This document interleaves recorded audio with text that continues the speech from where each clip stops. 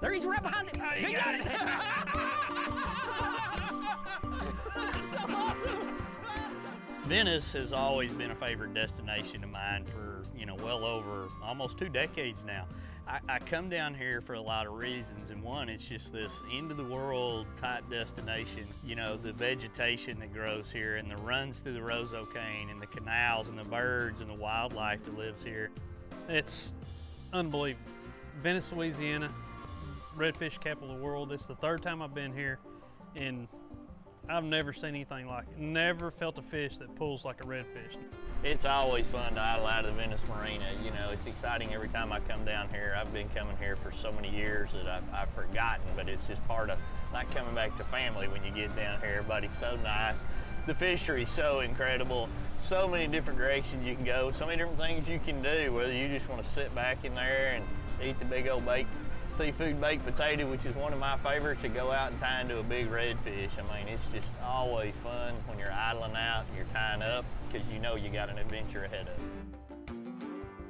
It's just this magical place that's full of wildlife and lots of lines stretching, big, big, big redfish. When you find them, it's like you find the mother lode. It's just almost everywhere you cast, you catch one. How far of a run we got, Wade? Oh, probably about 20 minutes today. We're heading way out, run through the marsh, get out there. We're gonna get out into the edge of the Gulf and bull reds today. Bull reds. That's what I'm talking about. They will zing that drag and test that rod. When you wake up in the morning and your alarm first goes off and you're packing to go on a fishing trip and you're idling out of a marina anywhere in the United States or across the world, there's always that excitement, there's always that wonderment. And as you put the throttle down on the boat and you start running to wherever you're going, it's what are you gonna see? What's gonna happen? What are we gonna catch? Your strategy down to this area, this is not rocket science fishing. In fact, I probably pack less when I come down to this area of the world than any other place that I go. It's very simple.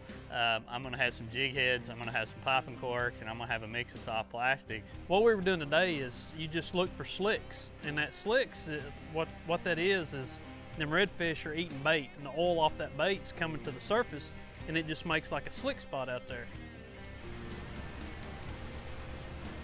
But slicks are a good thing. That's a good thing, The country artist that says rain is a good thing, I say slicks are a good thing. Yeah. Let's see if we can't catch them.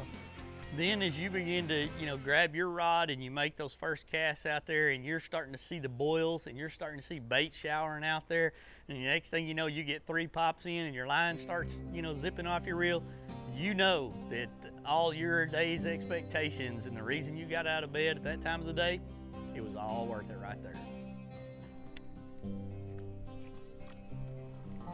Golly! He blew up on that thing. If you could imagine throwing a popping cork out there, jerking it a few times, and then all of a sudden you hook into a Volkswagen with somebody driving the other way at 50 miles an hour. That's what it's like. It's just start stripping all the line off your reel from 20 inches to 40 inches. They all pull hard and they're all a lot of fun. Where's that net at? He's underneath you. You better make sure they got their head going in the net first, because if you try to get their tail first, they're too smart for that. They're gonna take off, spool another 50 yards, you gotta fight them another 10 minutes, and you better have a big net. Got it? It's going to test a hook, it's going to test your line, it's going to test a rod, it's definitely going to test a reel, and then it's going to test the fisherman's ability to stay in the fight for long periods of time, because they flat out wear you out. Got it? Better have a big net. These little old minnow nets that you use for bass fishing or crappie fishing, they ain't gonna cut it when you come to Venice, Louisiana. You better have one about that big around that's gonna fit a big fish in there. Get him, big boy. And they just test everything to the max. All right, let him go. Sweet. Before you hit the water, trust in Garmin, not only to get you there safely, but also to find the fish you're looking for. Visit Garmin.com for a wide selection of sonar, scanning, and GPS.